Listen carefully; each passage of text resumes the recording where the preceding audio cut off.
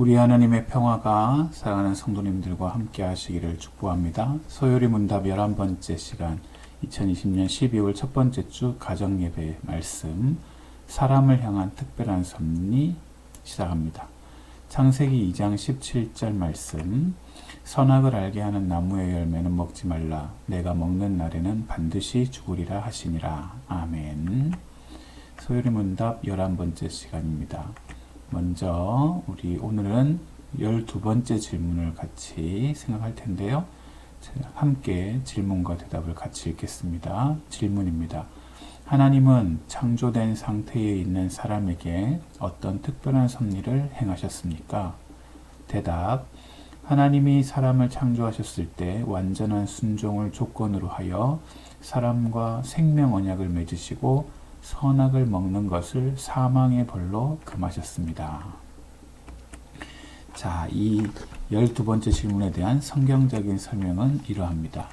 먼저 하나님께서 인간을 자기 형상대로 창조하신 이유는 첫 번째로 사람과 교제하시기를 기뻐하시고 그 교제하심을 통해서 하나님께서 영광 받으시기를 원하셨기 때문이에요.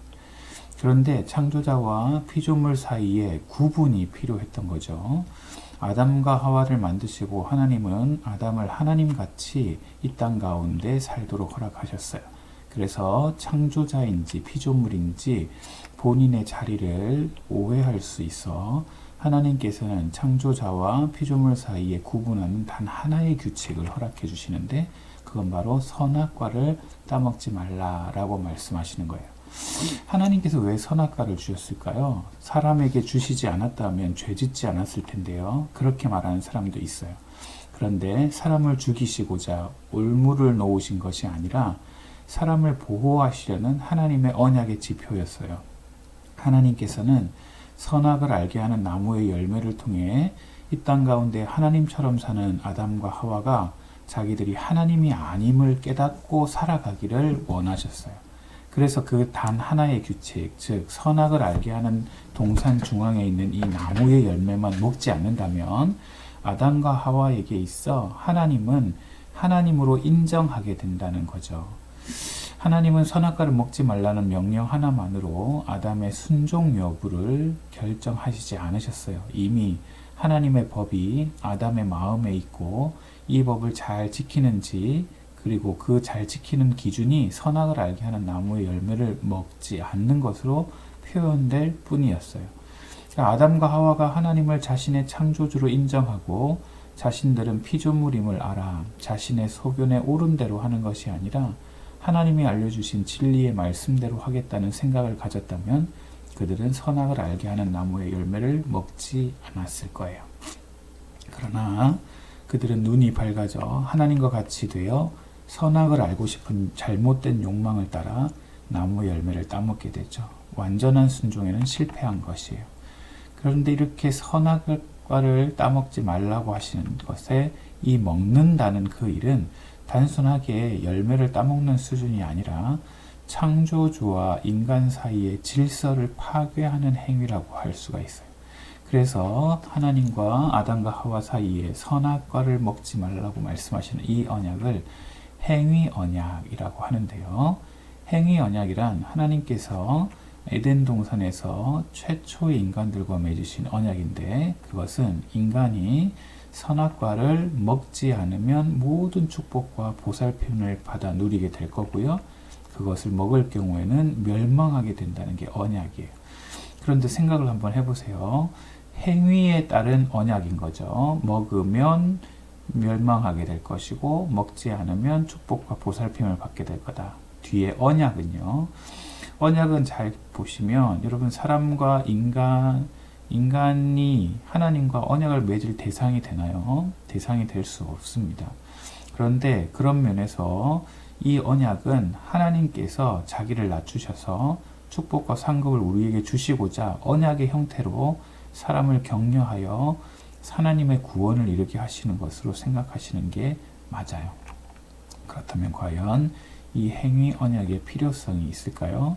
인격자인 이 인간으로 하여금 하나님을 즐거워하게 하는 것, 그게 하나님의 주된 목적이고요.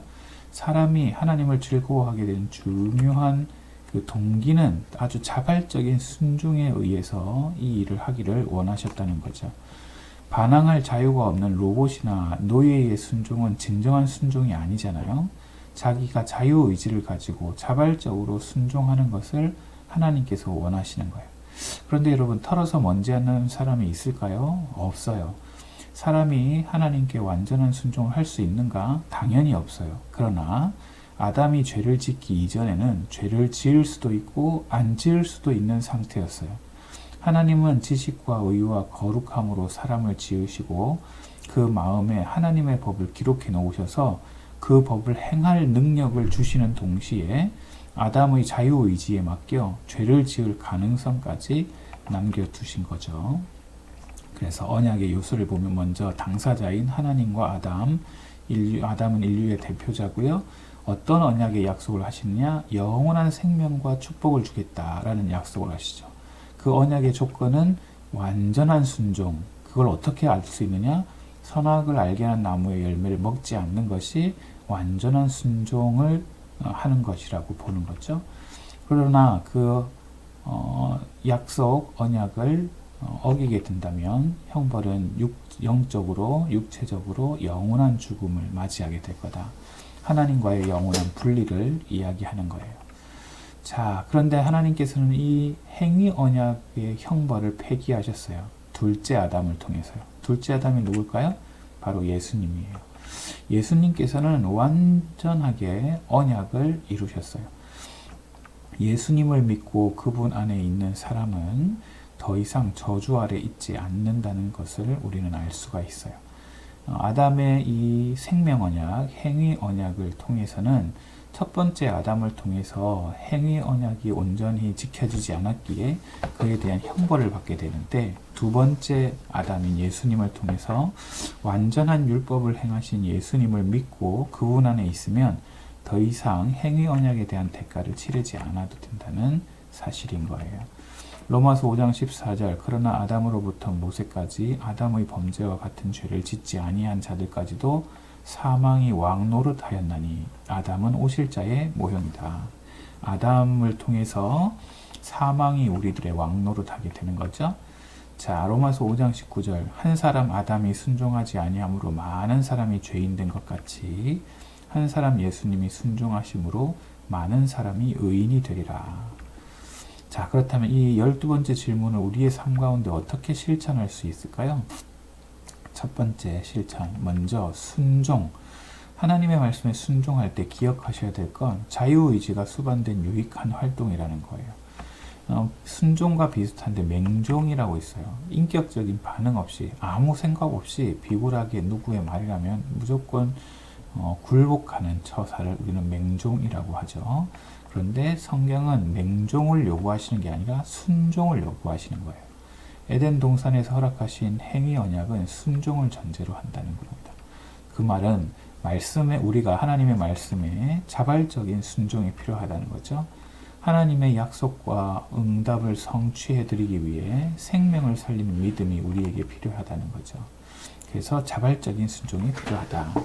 두 번째, 어떻게 이 말씀을 실천할 수 있을까요? 시험할 시, 단련할 연, 나무수, 그래서 시련수라고 읽을 수 있어요. 선악과는 하나님 아담과 하와를 시험하시기 위해 만드신 실제 나무죠. 그런데 우리 인생에도 이런 시련이 있어요. 가정과 개인 또 교회에 대한 여러 시련이 있고 어려움이 있어요.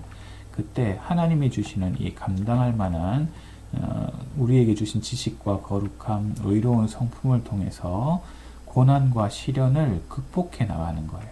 자, 이때 믿음의 반응은 뭘까요? 우리가 두려워하지 않는 것, 그리고 원망하지 않는 것이라고 볼 수 있어요. 자, 행위 언약과 은혜 언약이 있어요. 행위 언약은 불신자는 행위 언약의 효력으로 영원한 형벌을 받게 되고요. 은혜 언약은 신자는 은혜 언약으로 영원한 생명을 누리게 돼요. 그 중심에는 오직 예수 그리스도께서 계시고요. 그리스도 중심의 삶을 영위하기 위해서 수고하는 인생으로 저와 여러분이 살아야 될 거예요. 골로새서 1장 24절에서 29절의 말씀을 보면 나는 이제 너희를 위하여 받은 괴로움을 기뻐하고 그리스도의 남은 고난을 그의 몸된 교회를 위하여 내 육체에 채우노라. 내가 교회의 일꾼 된 것은 하나님이 너희를 위하여 내게 주신 직분을 따라 하나님의 말씀을 이루려 함이니라. 이 비밀은 만세와 만대로부터 감추어져 있던 것인데 이제는 그의 성도들에게 나타났고 하나님이 그들로 하여금 이 비밀의 영광이 이방인 가운데 얼마나 풍성한지를 알게 하심이라. 이 비밀은 너희 안에 계신 그리스도니 곧 영광의 소망이니라. 우리가 그를 전파하여 각 사람을 권하고 모든 지혜로 각 사람을 가르침은 각 사람을 그리스도 안에서 완전한 자로 세우려 함이니 이를 위하여 나도 내 속에서 능력으로 역사하시는 이의 역사를 따라 힘을 다하여 수고하노라. 하나님의 그 뜻을 온전히 순종하기 위하여 괴로움까지도 고난까지도 육체에 채우는 바울 사도의 말씀을 우리는 볼 수 있어요. 우리의 삶도 마찬가지죠. 하나님 앞에서 하나님의 귀한 뜻을 이루기 위하여 우리의 삶 가운데 고난을 채우기도 하고 수고하기를 마다하지 않는 것, 그게 우리의 실천의 세 번째라고 볼 수 있겠어요. 함께 생각해 볼까요? 첫째, 하나님께서 에덴 동산에 선악을 알게 하는 나무를 두신 이유는 무엇일까요? 둘째, 지금 우리가 가장 쉽게 범할 수 있는 죄는 무엇이라고 할 수 있을까요? 생각해 보세요. 셋째, 사람들은 죄가 나쁜 것이라는 것을 알면서도 왜 자꾸 죄를 짓는 것일까요? 이상입니다. 오늘 사람을 향한 특별한 섭리이신 하나님의 말씀을 다시 한번 깨닫고 우리 가운데 일하시는 그 하나님의 섭리 가운데 기꺼이 감사하고 주님의 은혜를 나누는 믿음의 성도들 되시기를 우리 주님의 이름으로 축복합니다. 감사합니다.